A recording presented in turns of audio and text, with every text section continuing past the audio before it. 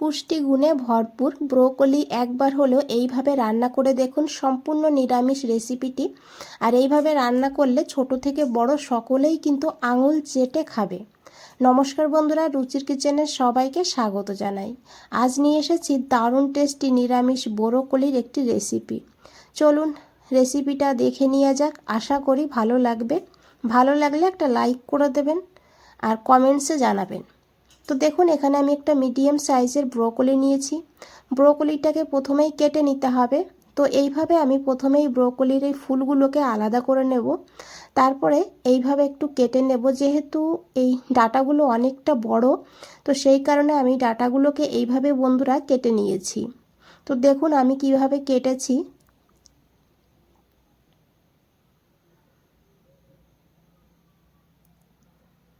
তো দেখুন বন্ধুরা, এইভাবে ব্রোকলিটাকে কেটে নিতে হবে। আর ব্রোকলি খাওয়া তো ভীষণই উপকারী, আপনারা সবাই জানেন। তবে এইভাবে রান্না করে দেখবেন, যারা খেতে চায় না তারাও কিন্তু চেটে পুটে খাবে। তো দেখুন, ব্রোকলির যে ডাঁটাটা ছিল সেই ডাঁটাটাও কিন্তু প্রায় আমি অর্ধেকটা কেটে নিয়েছি, কারণ এটা নরম আছে। নরম থাকলে নেবেন, যদি শক্ত হয়ে যায় তাহলে নিতে হবে না। তো এখানে আমি এইভাবে নরম দেখে কেটে নিলাম, আর বাকিটা কিন্তু বাদ দিয়ে দেবো। এখন এই ব্রোকলিটাকে খুব ভালো করে ধুয়ে নিতে হবে। তো দেখুন, খুব ভালো করে ধুয়ে এখানে আমি একটা প্লেটে তুলে নিয়েছি।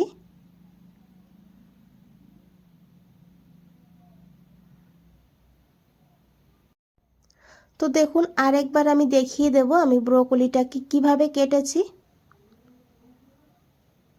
এইভাবে কেটে নেবেন, তাহলে ভেতরে মশলাটা ঢুকবে, খেতে ভালো লাগবে, তাড়াতাড়ি করে রান্নাটাও হয়ে যাবে। এর সঙ্গে আমি দুটো আলু নিয়েছি। আলুটাকে এইভাবে ডুমো ডুমো করে কেটে নিয়েছি। এখন আলুটাকেও খুব ভালো করে ধুয়ে নিতে হবে। এখানে দেখুন, আমি একটা পাত্রে জল বসিয়ে দিয়েছি। জলটা গরম হতে শুরু করে দিয়েছে। এখন দিয়েছি এখানে একটু লবণ, অল্প করে দিয়েছি লবণটা। আর তার সঙ্গে দিয়েছি এখানে টমেটো। এখানে আমি 3টে টমেটো দিয়েছি। ছোট সাইজের টমেটো, সেই কারণে 3টে দিয়েছি। যদি বড় হয় 2টো দেবেন। আর দিয়েছি 2টো কাঁচা লঙ্কা। ঝাল আপনারা আপনাদের প্রয়োজন মতো নিয়ে নেবেন। তার সঙ্গে দিয়ে দিয়েছি ব্রোকলি। এখন যত সময় না জলটা ফুটে উঠছে তত সময় এইভাবেই জাল করতে হবে। যখন জলটা ফুটে উঠবে তখন থেকে 2 মিনিট এইভাবেই ভাপিয়ে নেব। খুব বেশি ভাপাবেন না, তাহলে কিন্তু ব্রোকলি ওভার কুক হয়ে যাবে, আর ব্রোকলির যে পুষ্টিগুণটা সেটা নষ্ট হয়ে যাবে। এইভাবে হালকা একটু ভাপিয়ে নিলে এটা খেতে যেমন ভালো হয়, এর কালারটাও কিন্তু খুবই ভালো হয়। দেখুন কত সুন্দর কালার হয়েছে। এইভাবে হালকা করে একটু ভাপিয়ে নেবেন, তাহলে কিন্তু এর যে একটা গন্ধ থাকে সেটাও থাকে না, আর এটা খেতেও দারুণ লাগে। তো দেখুন, ব্রোকলিটাকে ভাপিয়ে নিয়েছি 2 মিনিট। 2 মিনিটের বেশি এটা কিন্তু ভাপাবেন না, তাহলে ওভারকুক হয়ে যাবে। এখন তুলে নিতে হবে। আর টমেটোর খোসাটা দেখুন উঠে গিয়েছে। আর টমেটোগুলোকেও তুলে ঠান্ডা করে নিতে হবে। আর এই জলটা কিন্তু ফেলবো না, জলটা রান্নার কাজেই ব্যবহার করব। আর এদিকে বন্ধুরা একটা কড়াই বসিয়ে দিয়েছি। কড়াইতে দিয়েছি 2 চামচ সর্ষের তেল। প্রথম দিকে খুব বেশি তেল দেবেন না। তেলটাকে খুব ভালো করে গরম করে নিতে হবে। তারপর অল্প করে একটু লবণ দিতে হবে, কারণ আলু দেব। আলুটা দিলে তেলটা ছিটবে, সেই কারণে একটু লবণ দিয়ে দিলে তাহলে তেলটা ছিটাবে না। আলুর সঙ্গে সঙ্গে আমি সেই ডাঁটাগুলো কেটে রেখেছিলাম, ডাঁটাগুলোও কিন্তু দিয়ে দিয়েছি। ডাঁটা আলু সিদ্ধ হতে সময়টা বেশি লাগবে, সেই কারণে ডাঁটা আর আলুটা একসঙ্গে দিয়ে দিয়েছি। এখন আলু আর ডাঁটাটাকে এইভাবে 2 মিনিট ভেজে নিতে হবে। তো দেখুন হালকা ভাজা হয়ে গিয়েছে। এখন দিয়েছি এখানে অল্প করে একটু হলুদের গুঁড়ো। আর তারপরে খুব ভালো করে মিশিয়ে নেব। বন্ধুরা রেসিপিটা দেখতে থাকুন, আশা করি ভালো লাগবে। আর ভালো লাগলে অবশ্যই একটা লাইক করে দেবেন, কমেন্টসে জানাবেন কেমন লেগেছে। তো দেখুন এখানে আলু আর ডাঁটা ভাজা হয়ে গিয়েছে। এখন এখানে দিয়ে দিতে হবে ভাপিয়ে রাখা ব্রোকলিগুলো। ব্রোকলিটাকে খুব বেশি ভাজবো না, সেই কারণে আলুর সঙ্গে দিয়ে দিয়েছি। আপনারা চাইলে আলাদাও ভেজে নিতে পারেন, সেক্ষেত্রে তেলটাও বেশি লাগবে, সময়টাও বেশি লাগবে। তো এইভাবে 2 মিনিট ব্রোকলি দেওয়ার পর আবারও ভেজে নেব।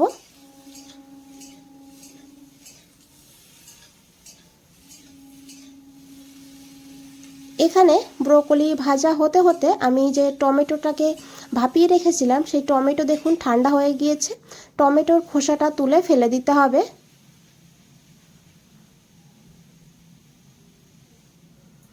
আর এই টমেটো কাঁচা লঙ্কাকে একটা মিক্সচার গ্রাইন্ডারে নিয়ে নিতে হবে। এর সঙ্গে আমি নিয়েছি প্রায় 1 ইঞ্চি আদা। আদাটাকে ছোট ছোট করে কেটে নিয়েছি।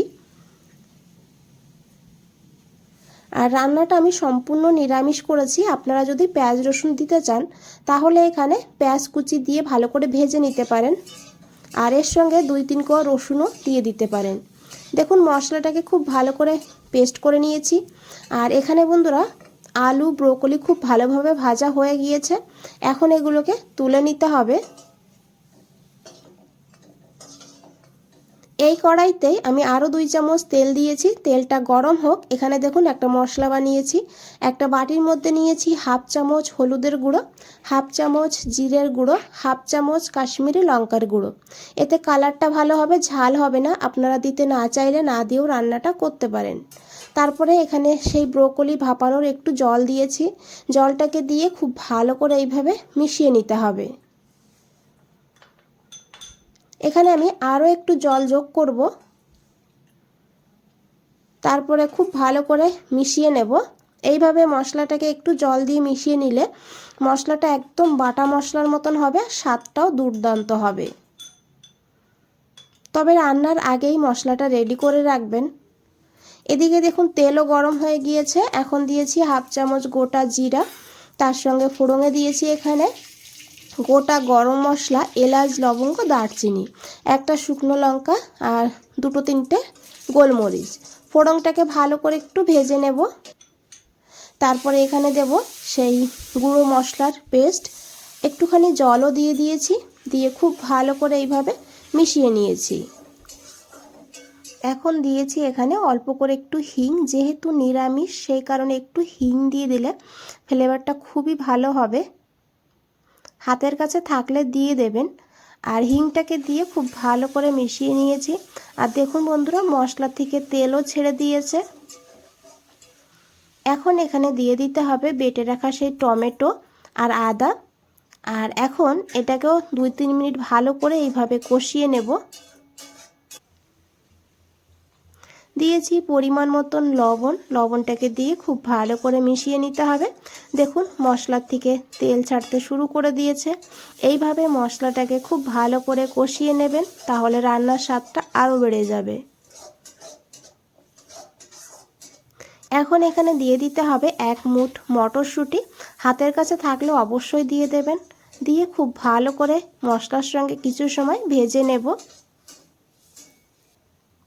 তারপরে ভেজে রাখা আলু আর ব্রোকলি দিয়ে দিতে হবে। দিয়ে মশলার সঙ্গে খুব ভালো করে মিশিয়ে নেব। আমি এখানে একটু জল দিয়ে দিয়েছি। জলটা দিয়ে খুব ভালো করে এটাকে কষিয়ে নেব। তারপরে এখানে দেখুন নিয়েছি পনির। এখানে আমি 100 গ্রাম পনিরকে গ্রেট করে নিয়েছি। আপনারা চাইলে দুধের ছানাও দিতে পারেন, দুধটাকে ফাটিয়ে। আর পনির যদি হাতের কাছে না থাকে তাহলে পনিরটাকে বাদ দিয়ে একইভাবে রান্নাটা করে নেবেন, তাতেও কিন্তু খেতে ভালো হবে। পনিরটাকে দিয়ে এইভাবে 1-1.5 মিনিট ভালো করে কষিয়ে নিয়েছি। এখন দিয়েছি জল। সেই ব্রোকলি ভাপানো জলটাই কিন্তু এখানে আমি হালকা গরম করে দিয়েছি। দিয়ে খুব ভালো করে মিশিয়ে নিয়েছি। একদম ঝোল ঝোল করব না, আমি সেইভাবে জলটা দিলাম। দিয়ে খুব ভালো করে মিশিয়ে ঢাকা দিয়ে 5 মিনিট রান্না করব। খুব বেশি সময় রান্না করতে হবে না, তাহলে কিন্তু ব্রোকলিটা ওভার কুক হয়ে যাবে। তো 5 মিনিট পর ঢাকনাটা খুলে নিয়েছি। দেখুন কতটা লোভনীয় লাগছে। আর ব্রোকলির কালারটা দেখুন সবুজই রয়েছে। এখানে বন্ধুরা আলু ডাঁটা খুব ভালোভাবে সিদ্ধ হয়ে গিয়েছে। এখন দিয়েছি এখানে অল্প করে একটু চিনি। যেহেতু নিরামিষ তাই একটু চিনি দিয়ে দিলে টেস্টটা সুন্দরভাবে ব্যালেন্স হবে। দিয়ে খুব ভালো করে মিশিয়ে নিয়েছি। দিয়েছি 1 চামচ ঘি। আর খুব ভালো করে মিশিয়ে গ্যাসটা বন্ধ করে।